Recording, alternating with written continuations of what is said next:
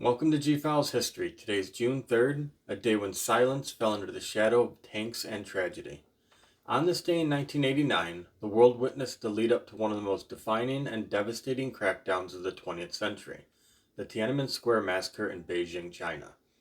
It began weeks earlier in April 1989, after the death of reform-minded leader Hu Yaobang.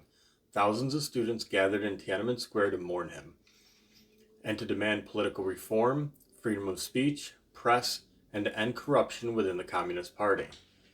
Their movement quickly grew into a massive peaceful protest, one of the largest displays of public dissent in Communist China's history.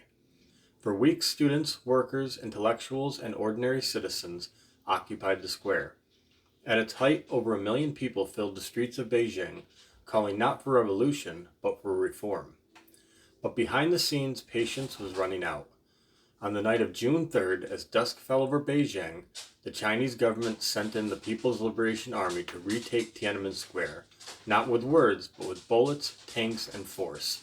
As troops advanced, they fired live ammunition into unarmed crowds. By dawn on June 4th, the square had been cleared, but the bloodshed extended far beyond it, into the surrounding streets where citizens tried to block the army's path with makeshift barricades and their own bodies.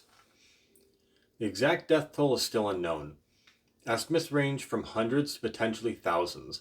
The Chinese government has never released an official number, and to this day, discussion of the massacre is heavily censored in China.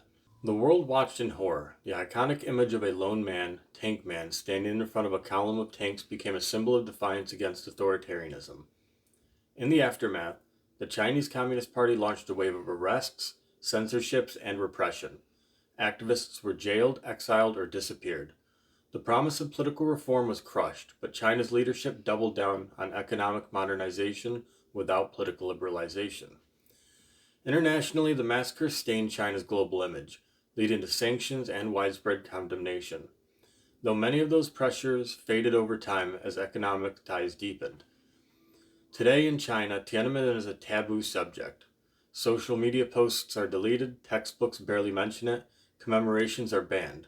But every year the memory is kept alive in Hong Kong, in the Chinese diaspora, and by human rights advocates around the world.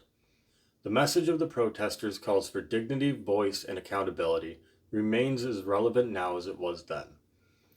On this night, ideals met rifles, and history was written in the blood and silence. That's June 3rd, one day, a world of history.